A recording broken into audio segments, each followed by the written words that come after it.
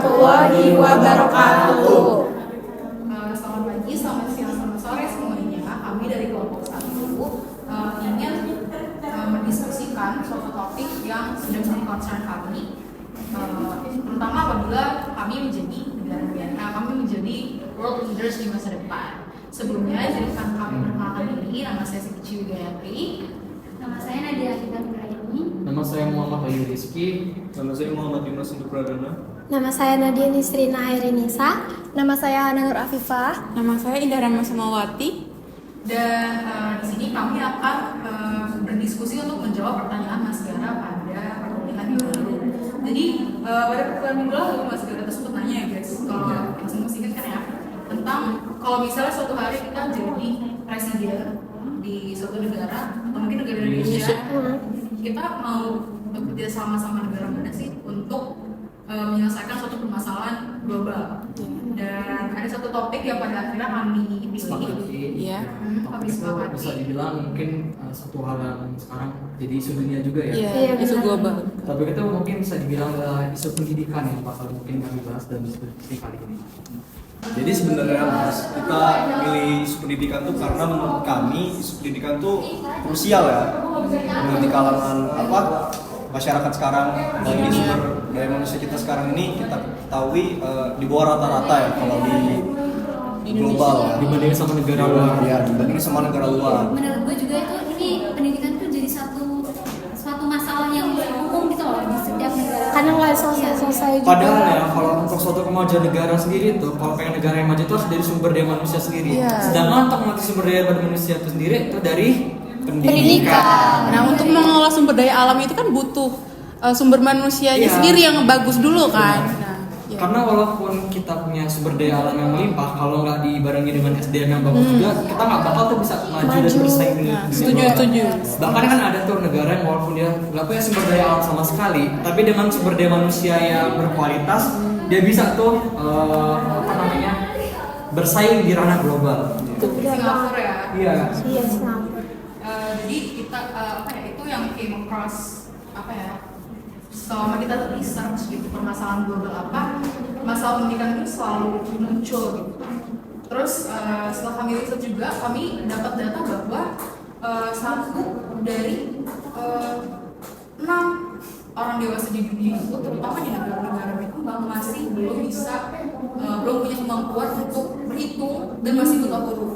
Padahal Kurang itu salah satu sangat kemampuan yang disayangkan. sangat dimiliki oleh manusia Iya. ya. Dan itu orang dewasa yang mana mereka udah selesai Terlanjur lah. betul, udah selesai usia untuk develop otak gitu. Iya. Kemudian dari anak-anak sendiri di angka 150 juta manusia anak-anak di negara-negara berkembang yang terutama itu sama masih buta huruf, masih belum bisa baca. Kemudian kalau di Indonesia sendiri juga, jadi ada yang namanya OECD. Jadi itu semacam organisasi untuk corporation atau kerjasama di bidang development ekonomi. Nah, mereka ini punya program yang namanya PISA, yaitu semacam assessment di dunia pendidikan, tes di dunia pendidikan untuk tentu ini siapa-siapa aja sih negara-negara yang punya pendidikan yang baik gitu. Dan Indonesia ini berada di ranking 69 dari 81 negara. Oh, berarti kita termasuk yang paling terbelakang dong. Iya, Nggak tahu sepuluh. rendah banget. Padahal kita negara, misalnya Asia yang punya banyak Potensi Potensi, iya sumber daya manusianya. sumber daya alam, sumber daya manusia pun kita banyak. Iya. Nah, berarti kalau faktor yang kenapa mereka belum bisa baca tulis itu berarti bisa disangkut pautin ke kemampuan ekonomi mereka nggak sih? Iya. Kemampuan ekonomi, kemudian juga karena Indonesia kan negara archipelago ya, maksudnya dataran kita nih beragam banget gitu, jadi akses untuk Pendistribusian pendidikannya itu lumayan sulit gitu. sulit, terutama ke daerah-daerah Tidak yang merata. belum merata gitu. Pembangunannya. Iya, pembangunannya. Iya. Kemudian masih banyak banget juga salah satu yang minus dari Indonesia ini juga adalah Indonesia ini kurang guru. Itu juga di dunia tuh masih banyak banget negara-negara yang kurang memiliki tenaga pendidikan yang baik.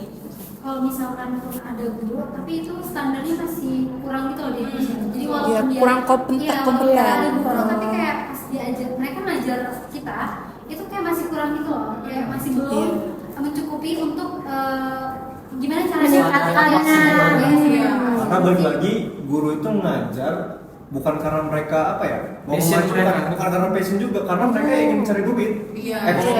Balik lagi kan. Balik lagi. Di Indonesia pun kayak statement jadi guru tuh kayak sekedar cukup aja gitu. Pekerjaan loh. doang. Pekerjaan untuk jaminan pensiun atau malah. Malah terkadang kalau orang mau jadi guru tuh bukan karena emang keinginan mereka ataupun dedikasi mereka, tapi karena untuk mereka hidup, untuk mencari nafkah. Dan jadi kalau untuk output yang dikeluarkan oleh mereka itu mungkin bisa dibilang nggak maksimal gitu dengan apa yang dibutuhkan oleh anak-anak yang ada di Indonesia. Betul banget. Jadi salah satu yang lain juga karena guru itu berarti Indonesia ini nggak begitu meng-value guru.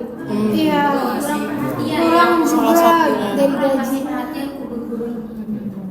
Sama ada juga salah satu hal yang bikin Indonesia itu kurang di pendidikan, pergantian kurikulum, sadar nggak sih? Oh iya. Oh iya, sistem pendidikannya itu gonta-ganti. Kita itu kurikulum tuh kalau sekarang tuh paling tiap 3 sampai 5 tahun ganti atau 3 sampai 4 tahun ganti. Tiap ya kan? ganti Padahal kabinet ya. kita kurikulum yang sebelumnya tuh belum dapat kayak target keberhasilan itu belum Tercapai. maksimal. Goalsnya Tapi belum kita udah tercapai. gede lagi kurikulum, gede lagi Benar kurikulum, sih. gede lagi kurikulum. Jadi kayak untuk pengevaluasiannya tuh nggak maksimal gitu loh kalau kita sering ganti-ganti kayak gitu. Oke, terus ya itu juga problem-problem yang dihadapi sama masyarakat dunia, terutama di negara-negara berkembang. Kayak di OECD rank tadi, di PISA rank tadi itu dominasi negara di bawah Indonesia ya, itu ada di Asia, kemudian di Afrika, kemudian sama negara-negara Timur Tengah. Nah, yang menarik itu yang aku tahu tuh kalau di negara Timur Tengah itu kenapa perbandingan antara laki-laki dan perempuan itu yang mendapatkan jabatan pendidikan itu berbanding sangat-sangat jauh gitu loh. Kalau di negara Timur Tengah, misal kita ambil Yaman. Kalau di Yaman itu perempuan itu nggak jadi prioritas untuk pendidikan. Jadi perempuan di daerah sana itu lebih khusus untuk pekerjaan rumah gitu. Pekerjaan rumah tangga. Jadi yang jadi faktor utama untuk daerah Timur Tengah mungkin bisa dibilang adalah Kesetaraan gender. kesetaraan gender untuk ideologi mereka yang patriarki sekali gitu loh. Alhasil untuk pemasaran pendidikan jadi terhambat karena ideologi mereka sendiri. Mungkin itu sih kalau di negara Timur Tengah. Masalah politik juga, masalah politik apalagi negara-negara kayak Palestina itu negara dengan ranking terakhir yang ada di PIS rank dengan sistem pendidikan paling buruk. Karena masalah politik Karena banyak. konflik yang terjadi di sana ya. Banyak banget negara-negara Ngaruhi juga. di Afrika, di Asia, sama di Timur Tengah kan yang masih berkonflik ya. Jadi mereka belum punya kesempatan untuk develop pendidikan Pendidikannya. mereka. Karena prioritas mereka juga untuk keamanan negara mereka untuk pendidikan. Kalau mereka untuk bertahan hidup aja masih Susah, apalagi pendidikan yang cukup aspek pendidikan. layak. Bener sih. Bisa kita simpulkan ya kalau di dunia itu permasalahannya adalah ketidakmerataan pendidikan, kemudian juga ada di Perekonomiannya. perekonomian yang Sama masih kurang, keadaan sosial di keadaan satu negara. sosial sama politik Ya, di satu politik. negara. Oke, terus kira-kira nih dari teman-teman negara-negara apa sih yang menurut kalian tuh cocok nih buat Indonesia untuk bekerja sama dalam kontribusi pendidikan di dunia maupun dalam untuk memperbaiki pendidikan di Indonesia sendiri? Nah, itu uniknya kita tuh ngambil negara yang beda-beda, tapi ada yang sama. Jadi kita bertiga cari tahu, ternyata menurut kita itu Jerman yang paling bagus pendidikannya, sistem pendidikannya bagus, guru-gurunya juga bagus. Terus mereka berdua Kita ngambil yang Australia. Terus yang di luar sana itu mereka ngambilnya Jepang. Jadi kita sendiri tuh punya pandangan dan punya Pemikiran yang berbeda. berbeda gitu. Jadi kita di sini mau cari tahu nih apa sih Sebenarnya yang mana Yang cocok yang gitu paling untuk cocok kerjasama sama Indonesia. Mungkin bisa dari Jepang dulu nggak sih? boleh. Karena Jepang kayaknya paling seru Paling dekat sama kita juga. Tetangga kita ya. Nah, karena Jepang itu pernah jajah kita nih. Jadi hubungan bilateral Indonesia-Jepang itu dimulai sejak tahun 1950. Yang berawal dari pembahasan mengenai penggantian kerugian oleh Jepang pada masa penjajahan yang telah dilakukannya dulu. Nah, kerjasama bilateral dari Indonesia-Jepang di bidang pendidikan ini nih, mereka nih ngadain kayak suatu kerjasama tentang pertukaran pelajar yang diberi nama The Japanese Asian Network of Exchange for Students and Youths. Program ini tuh program pemerintah Jepang dengan mengundang pemuda-pemuda Indonesia buat pelajar Indonesia ke Jepang dan berlangsung selama 5 tahun. Program ini diadakan setiap tahunnya dan mengundang sekitar 6.000 pemuda atau pelajar seluruh Asia Timur sebagai pesertanya di bawah koordinasi Japan Foundation, AVS, dan DICE. Tujuan dari program ini nih sebenarnya untuk meningkatkan solidaritas dan menciptakan hubungan kerjasama yang erat tuh antara para remaja yang merupakan generasi penerus bangsa kan, yang akan berperan penting di negara-negara Asia Timur di masa yang akan datang. Dari sini kita bisa lihat tuh bahwa negara-negara Asia Timur khususnya Indonesia memiliki hubungan diplomasi yang baik dengan Indonesia. Terus hubungan diplomatik antar negara ini memiliki keuntungan bagi kedua belah pihak, yaitu yang pertama ini khususnya dalam bidang pendidikan ya, karena kita membahas itu yang pendidikan kualitas pendidikan masing-masing negara kan berbeda tuh. Mungkin Jepang itu lebih tinggi atau Indonesia lebih rendah. Nah, mereka bisa saling melengkapi satu sama lain. Coba yang sistemnya coba dijelasin Hana yang... Jadi menurut kita Jepang itu bisa jadi negara yang bisa dicontoh di bidang pendidikan karena mereka memiliki fasilitas yang memadai, tenaga pendidik yang berkualitas, dan juga sebenarnya di setiap negara pasti ada kekurangan dan kelebihannya masing-masing ya. Namun untuk perbandingannya seperti di Jepang itu mereka memiliki mata pelajaran yang lebih lebih bisa meningkatkan. Kalau di Indonesia tuh yang dipelajari itu sangat banyak ya. Terlalu banyak kan. Kita fokusnya jadi kurang. Oh, jadi mereka sedangkan Jepang tuh lebih ke beratkan. iya, mereka lebih mereka sesuai dengan minat mereka, dengan kemampuan mereka gitu. Jadi mereka lebih fokus. Jadi tidak jenuh di sekolah seperti ya permasalahan di Indonesia kan, kayak anak yang nggak mau sekolah gitu. Dan yang pastinya kepake kan pas Iya. mereka lulus. Karena memang mereka spesialis bidang mereka gitu. spesialis memang mereka, minatnya mereka di situ. Terus contohnya juga kalau menurut gue yang pasti kita sering lihat ya, influencer itu yang lagi unik di Jepang ya. Iya. Dulu itu Jerome Pauline itu menurut gue bagus sih. Dia kan ini ya, beasiswa di Jepang. Iya. Terus sekarang dia tuh visi misinya tuh dia pengen ngembangin pendidikan Di Indonesia ini dengan cara yang kayak di Jepang, tapi mungkin lebih dimodifikasi gitu kali ya. Sesuai dengan Gimana sih caranya kita tuh bagus juga nih sama kayak Jepang. Terus abis itu Jerome juga tuh kayak ngajakin kita gimana caranya tuh kita suka satu mata pelajaran gitu. Iya. Jadi jangan semuanya deh. Kalau misalkan kalian emang nggak suka semua matkul atau semua pelajaran, ya jangan. Mending ngambil yang matkul yang Diminatin. Jadi nanti depannya kita kerja apa itu minat Sesuai dengan passion kita. Iya, betul. kita udah menguasai apa yang kita suka gitu. Oke, terus aku nanya, jadi kalau dari tadi aku nyatet nih plus minusnya untuk membandingin ya, dimana banyak plus yang mana ini negara dan banyak minus yang mana yang istilahnya bisa kita bisa kita sesuaikan dengan cara Indonesia gitu. Dan apa sih sebenarnya minus atau kekurangan dari kerjasama sama negara Jepang? Gimana menurut teman-teman? Mungkin kalau dari minus sendiri sih ya, yang dari kabar atau informasi yang gua tahu gitu, kalau di Jepang tuh mungkin mereka fokus ke prioritas atau ke minat bakatnya masing-masing. Tapi mereka itu jam belajarnya tuh lumayan lama loh. Kadang bisa, kadang mereka tuh pulang sore. Nah setelah pulang sore tuh mereka ada tambahan ekstrakurikuler atau tambahan jam ataupun apa lagi gitu. Mungkin orang Indonesia juga nggak kebiasa sama mereka hal mungkin itu. kalau diterapin ke Indonesia mungkin bakal kaget gitu. Dan di Indonesia pun belum disiplin soal waktu. Iya. Kalau di Jepang emang disiplin banget tuh soal waktu. Dari betul. TK kan Betul. ya, Iya, diajarin. Tapi kalau di Indonesia menurut gue tuh kurang. Kalau misalkan untuk menerapin sistem kayak gitu Harus terlalu perlahan. banyak gitu jamnya, kayak malah bikin anak-anak tuh malah bikin makin nggak suka gitu. Sama sekolah. Kayak main nggak pernah. Terus kayak mereka tuh nggak ada waktu untuk nerapin apa yang mereka inginkan gitu. Iya benar-benar. Terus tekanan prestasi di Jepang juga tinggi. Iya. Karena itu makanya mungkin jam belajarnya tinggi ya, karena tekanan belajar mereka tinggi, makanya angka bunuh diri Jepang juga banyak. Iya, Didominasi sama orang-orang yang ada di dunia pendidikan. Ya nggak sih kalau kita sadarin ya. Di pendidikan. Mungkin kalau misalnya kita mau ngomongin plusnya nih ya, Menurut gua kita bisa ngelirik gimana cara pengajaran sistem mengajar adab dan mereka sih. etika sih. Iya.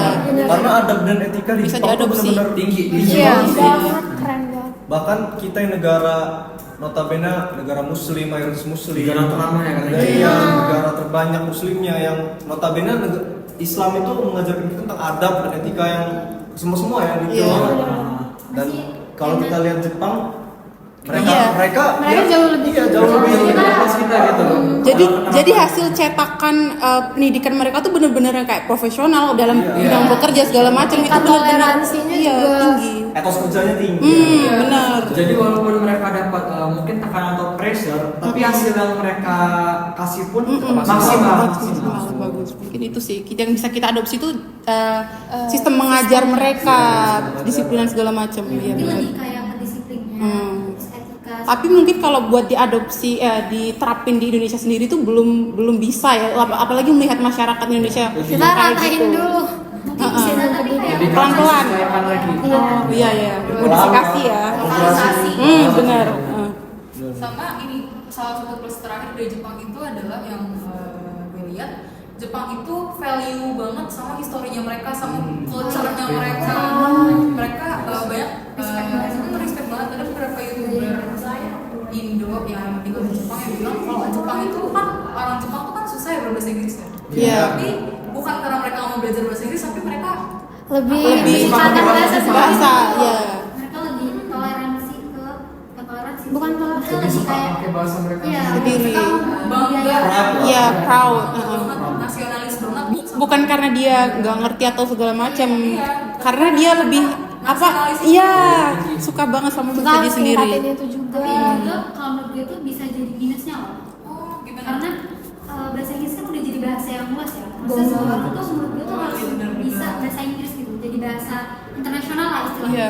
Di lingkungan kerja aja bahasa Inggris tuh jadi ini loh, hal yang wajib loh, ya kan. Jadi kalau misalkan mereka mungkin kayak emang cinta banget nih sama bahasa mereka sendiri, tapi kalau misalnya mereka tidak berusaha dan tidak mau belajar bahasa Inggris, itu bisa jadi kekurangan mereka Malah nanti menutup. ke depannya di masa yang akan datang misalnya Susah iya, bahasa Inggris berkomunikasi. udah jadi yang benar-benar luas banget nih dan mereka nggak bisa nyandingin itu gitu loh.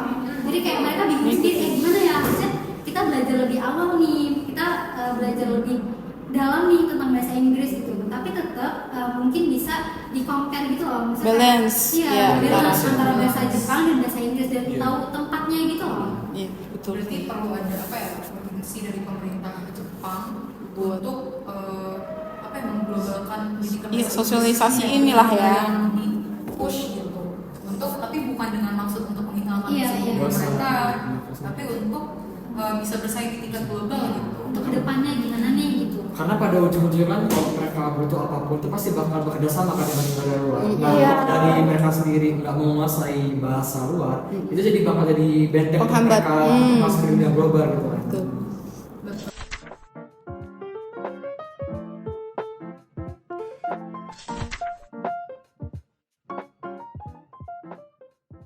Betul, oke, banyak banget nih plus dan minusnya Jepang. Gimana sebelum konklusinya mungkin kita dengerin dulu dari teman-teman yang Australia. Iya. Karena Ais. Australia ini tetangga kita. Tetangga, iya. Deket banget. Jadi kalau misalnya mau ngomongin negara Australia nih, jadi dari data yang gue dapat di Australia itu ada yang namanya Vocational Education and Training atau VET disingkatnya. Jadi itu tuh sistem pendidikan Australia yang memberikan pelatihan praktis dan keterampilan langsung yang terkait dengan pekerjaan tertentu. Jadi kalau kita lihat dari sistem ini nggak bertele-tele. Jadi menurut gua ini nih bisa memajukan apa ya? SDM kita di desa-desa terkecil atau daerah terkecil. Jadi banyak banget benefit yang bakal dihasilin dari kerjasama kita kalau misalnya kita bersama dengan Australia, khususnya pada sistem VET ini. Jadi kayak bakal ada pelatihan, training dan itu semua menjurus ke segala umur. Jadi nggak cuma apa namanya siswa-siswi atau Anak SMA. tapi itu lah Dewasa pun bisa mencakup gitu. mencakup itu. Jadi tujuan itu memberikan keterampilan yang diperlukan untuk bekerja dalam industri tertentu. Berarti life skill lah ya? Ya, life skill. Oh, jadi itu juga bisa ngurangin pengangguran sih dengan betul. Jadi dia mempersiapkan siswa untuk studi lanjutan juga bisa. bagus itu. Jadi nggak bakal kaget deh kalau misalnya nanti bakal menghadapi misalnya dari SMA ke universitas atau gimana. Pokoknya gitu deh. VIT itu mempersiapkan banget SDM kita untuk Siap di pekerjaan. Iya, pekerjaan ataupun dalam persaingan ya global. studi lanjutan. Iya. Gitu deh. Gimana? Yang lainnya? Nah di Australia ini juga kualitas pendidikannya tuh tinggi banget. Terus mereka juga nawarin banyak scholarship, beasiswa, banyak peluangnya deh buat Indonesia kalau mau berpendidikan di Australia.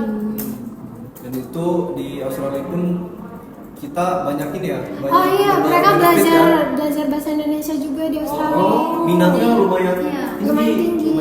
Oh, ada mata pelajaran Ada. gitu. Oh itu udah resmi ya? Resmi. Jadi banyak sekolah di Australia yang pakai bahasa Indonesia sebagai mata pelajaran. juga bisa jadi kos kita loh. Kayak kita iya, mengenalkan bahasa kita ke Indonesia. dunia. Gak cuma bahasa, bahkan budaya. Iya. budaya Jadi juga. angklung pun pernah Oh, jadi ini untuk ya, pelajaran jadi, ini ya. Keren banget ya. jadi gitu. Jadi kayak bener-bener pertukaran budaya dan bahasa gitu lah.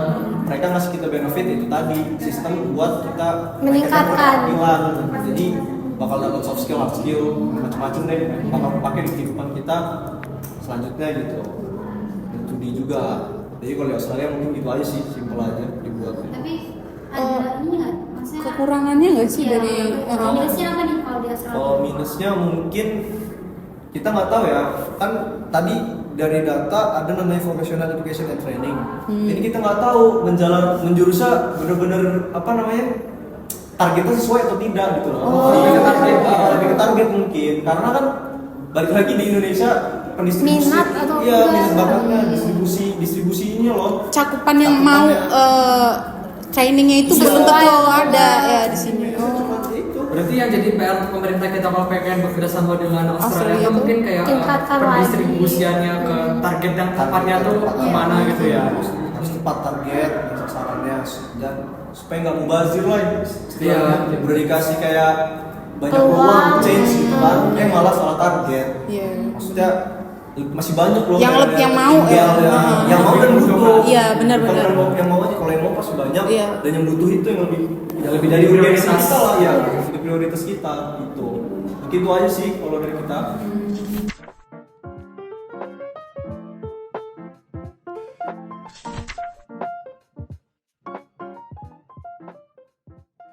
Oke. Kalau gitu kita move nih ke teman-teman Jerman. Iya, Jadi, Jerman ya. Jerman.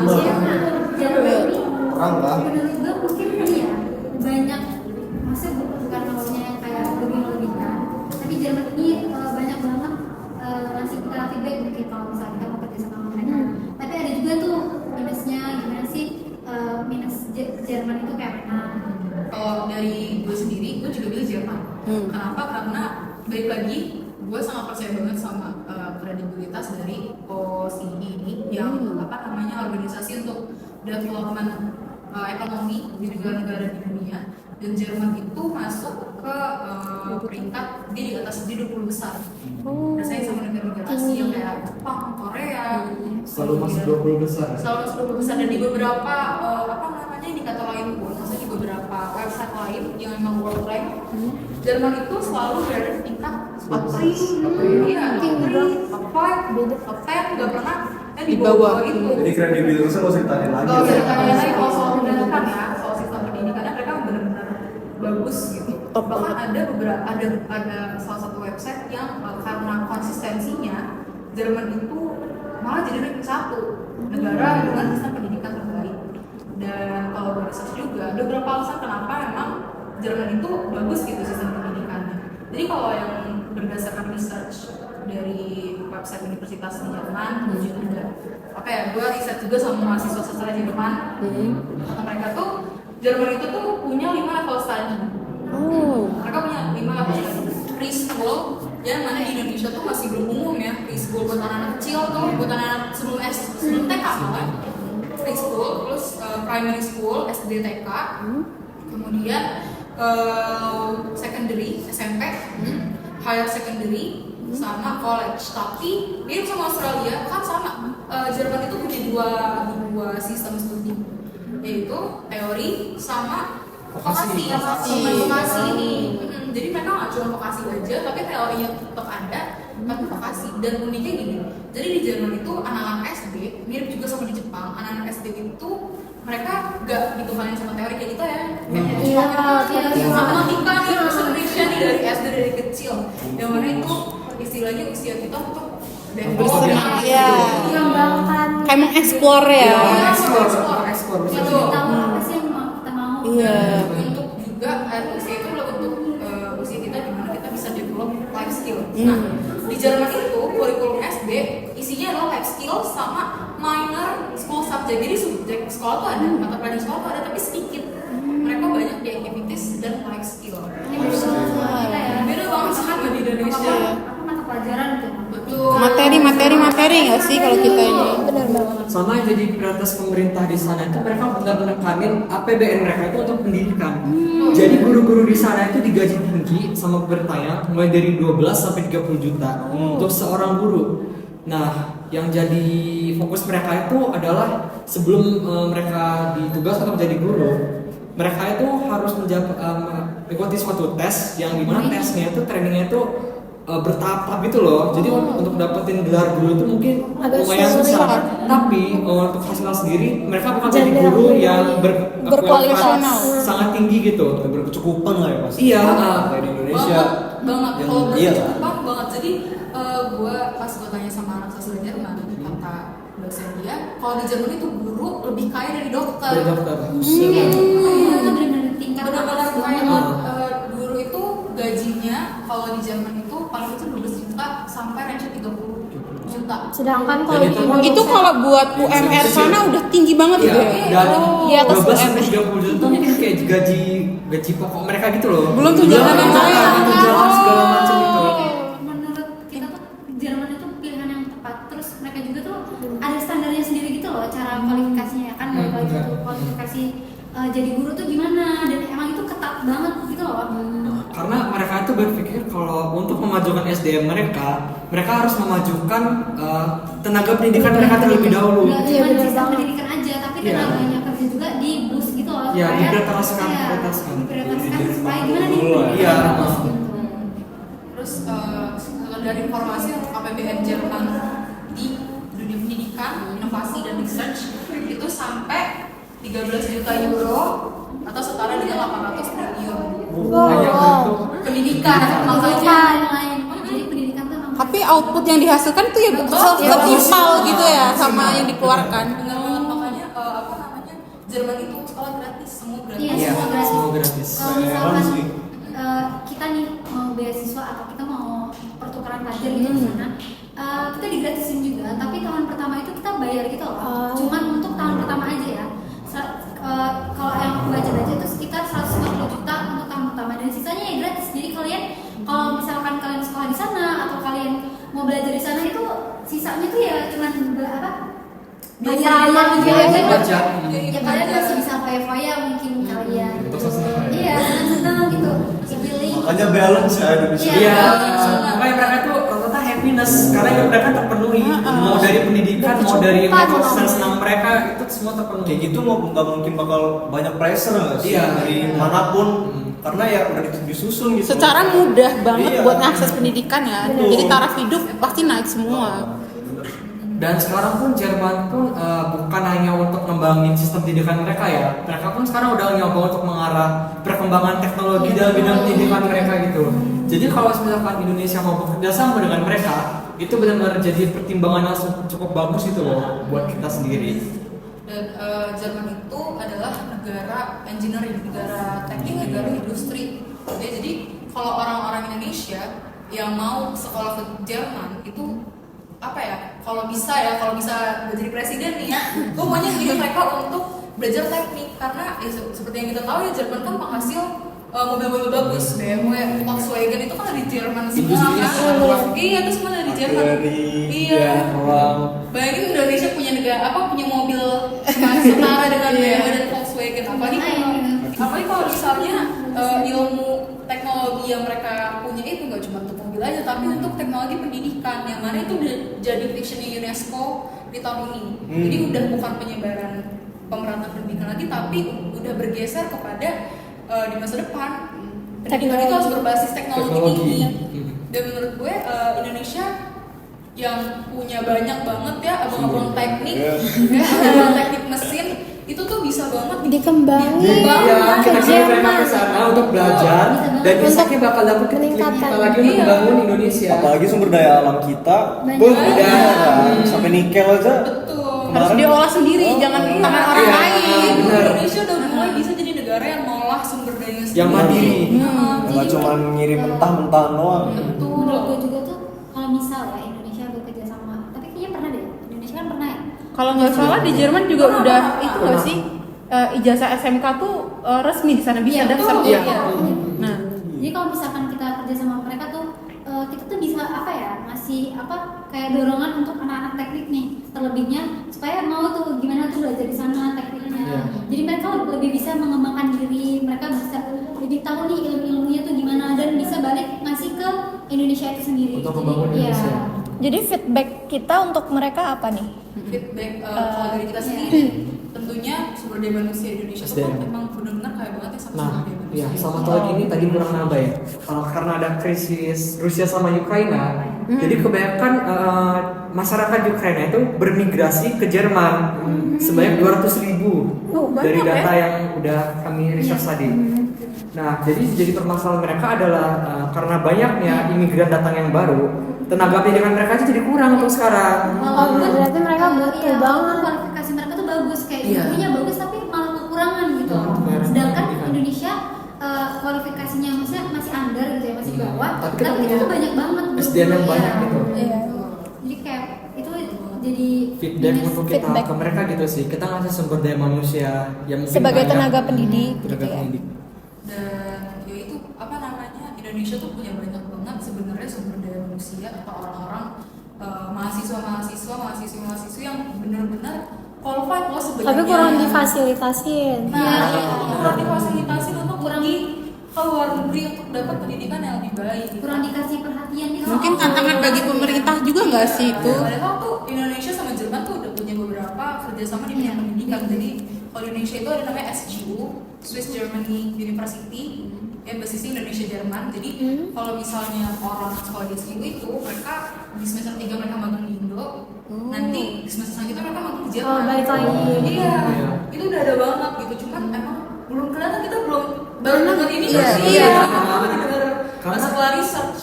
Karena kayak info yang mungkin soal pendidikan itu kurang tersebar Tertimbun cepat gitu loh juga. kalau untuk media gitu. Betul banget. Tapi ya apa ya, despite kesempurnaannya apa ya dari Jerman ya, jadi pengen banget nggak sih kesana belajar di situ. Iya. Banyak banget juga ada beberapa Minus yang bakal kita dapat. dan threats yang bisa apa ya yang didapatkan kalau misalnya kita belajar di sana. Yang salah satu yang menurut gue tuh paling kelihatan adalah clash budaya. Budaya Jerman sama budaya Indonesia tuh beda banget, jauh banget. Orang Jerman tuh kaku-kaku banget, yang bener-bener strict banget sama peraturan. Bisa mungkin kayak Jepang strict peraturan, Iya. Jerman lebih strict peraturan. Iya. Sama kayak Singapura. Karena mereka kan negara Eropa ya, strict ya, kita tahu semua ya. Kemudian apa namanya, orang Jerman itu nasionalis juga sama orang Indonesia. Kalau misalnya belajar di Jerman atau di Jerman, mereka tuh harus banget bisa belajar bahasa Jerman. Mereka nggak mau pakai bahasa Inggris. Iya. Ah, Mereka kayak jadi itu minus. Iya. Ada- Mereka kayak kurang apa namanya kayak kurang Terbuka. terima gitu kalau Iya. pakai bahasa Inggris, kurang terbiasa Iya, gitu. mereka- Jadi mereka bakal lebih menghargai kalau yang pendatang dari luar tuh Bisa berbahasa membahasa Jerman bahasa juga. Jerman. Bisa bahasa Jerman. Nah, tapi di Indonesia sendiri tuh ada ya. Ada. Sebelum kita misalnya mau belajar di sana tuh, aku juga sekolah di sana, Indonesia nyediain yang namanya apa tadi? Goethe. Goethe Institute ya. Jadi Mohon maaf ya, iya, Jerman. ada Ya, kayak Jerman. kalau belajar kursus bahasa Jerman itu maksimal ya 6 bulan ya. Iya, Jadi kayak kurang setengah 3 tahun. sampai 4 bulan 3 sampai untuk 6 bulan belajar sebelum belajar. pergi Ke Jerman. Jerman, gitu. Tapi ya itu balik lagi, maksudnya mereka kurang terbuka dengan orang-orang yang berbahasa Inggris. Jadi maksudnya iya. Highlightnya berarti Jermani chauvinisme tinggi ya. Iya benar. Iya, Kayak Resmi. over proud banget. Kayak Ah, juga sih. Mereka lebih meningkatkan apa? Apa coba? Kayak white people pada umumnya lah. Iya. Orang punya pada umumnya mereka kayak Eropa kali ya. Kayak rata-rata Eropa lah. Supremasinya tinggi Sumber lah. daya Terbuka. manusia. terlebih dari itu emang pendidikan Jerman itu bagus banget. Dia sudah jempol. Bagus banget, pendidikannya oke, terus teknologi oke juga. Fasilitas juga. Fasilitasnya itu Tenaga kerja yang mumpuni. Iya. Jadi mungkin hambatannya tuh di bahasa ya buat kita mau kalau ke sana. Iya. Sebenarnya juga ada beberapa hambatan politik. Karena kan kita Ah, iya, tahu benar. Jerman Oh, itu iya. Oh iya. kalau balik lagi gue banyak banget tanya sama mahasiswa sastra Jerman. Jadi menurut apa yang dia tahu, kerjasama Indonesia sama Jerman itu sempat clash waktu awal-awal Europe Union itu belum pro Palestina. Itu kan baru banget kan pro Palestina ya. Iya. Akhir-akhir ini negara-negara Arab itu baru pro Palestina, tapi sebelum mereka pro Palestina itu kerjasama Indonesia sama Jerman tuh agak goyang. Gimana gitu? terguncang. Terguncang benar banget. Karena kita kan pro Palestina banget. Iya, kita kan banget. bukan negara yang memihak blok mana. Iya. Kita kan netral dong. Iya, Jerman itu negara yang memihak blok. Jadi itu juga jadi hambatan gitu, hambatan politik untuk adanya kerjasama karena suatu waktu, apalagi kalau bisa pembahasan Mas Gara ya, kalau ada perang dunia ketiga jangan sampai ya. Bismillah ya. Itu Tadi bahasnya susah, mengkhawatirkan banget.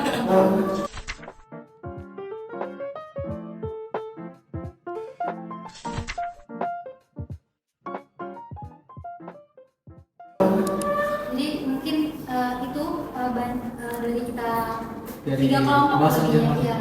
Jerman kita punya plus minusnya, Australia kita juga punya plus minusnya, Jepang juga iya plus minusnya.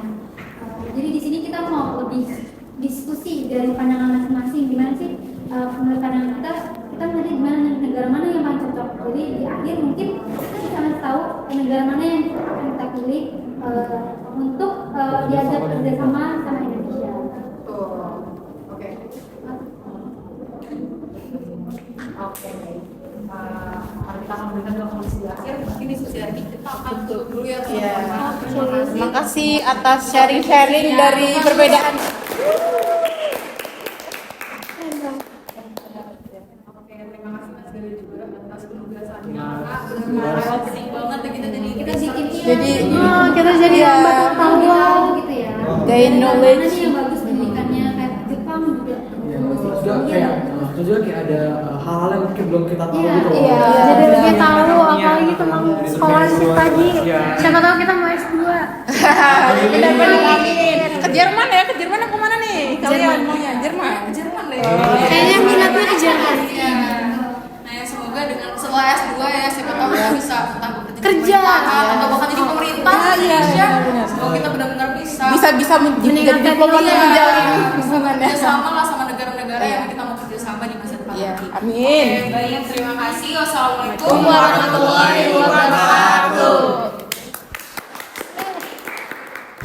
Assalamualaikum warahmatullahi wabarakatuh. Jadi kami dari kelompok 1 setelah melalui diskusi kami akhirnya berkonklusi bahwa Jerman merupakan negara yang paling cocok untuk diajak kerjasama di bidang pendidikan oleh negara kita Indonesia. Apa alasannya nih teman-teman? Yang pertama kalau dari saya sendiri itu karena kualifikasi guru mereka tuh bagus. Jadi kalau misalnya kita bisa kerja sama negara Jerman, nanti guru-guru dari negara Indonesia, negara kita bisa diajarin gimana caranya mengajar dengan cara yang baik, dengan cara yang benar-benar sesuai dengan standar Jerman gitu. Nah terus selanjutnya kalau untuk benefit yang bakal kita dapat itu kalau di Jerman tuh mereka sistemnya bisa mengajarkan life skill yang dimana itu dibutuhin oleh masyarakat kita sekarang. Bahkan dari kecil kalau kita sudah diajarkan dengan life skill kita bakal lebih maju gitu untuk perkembangan diri kita untuk memajukan bangsa kita sendiri. Nadia gimana? Kalau aku karena Jerman sangat memfasilitasi seperti pendidikan yang gratis itu cocok banget buat negara Indonesia yang Masih kekurangan kekurangan gitu ya. uang dana kadang. Gimana? Kalau dari aku sendiri aku setuju karena mereka sangat memprioritaskan pendidikan, terus mereka tuh memberikan perhatian lebih terhadap tenaga pendidiknya loh, karena itu yang sebenarnya menjadi kunci utama buat pendidikan lebih maju gitu. Kalau aku sendiri sih karena teknologi di Jerman udah mumpuni ya, mungkin bisa itu lebih mempermudah akses pendidikan melalui teknologi yang lebih maju ya, itu sih. Menurut gue sih karena di Jerman itu dia sebagian besar memajukan apa engineer gitu ya, jadi kayak banyak benefitnya buat negara kita. Dan tadi kan sudah disinggung kalau misalnya negara kita juga banyak engineer yang belum terfasilitasi.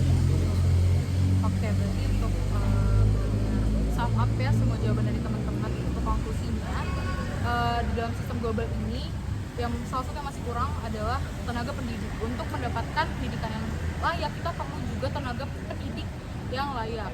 Dan Indonesia dengan sumber daya manusia yang banyak juga tenaga pendidik, tentu dengan berkolaborasi dengan Jerman, berkooperasi dalam dunia pendidikan dapat menghasilkan tenaga pendidik yang sangat amat berkualitas dengan vocational studies yang Jerman punya untuk tenaga pendidik.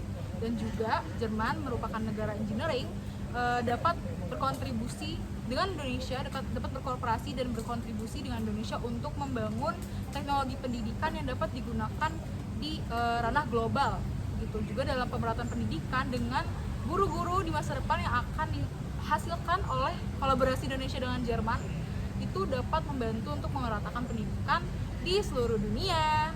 Baik, terima kasih. Sekian dari kami. Wassalamualaikum warahmatullahi wabarakatuh.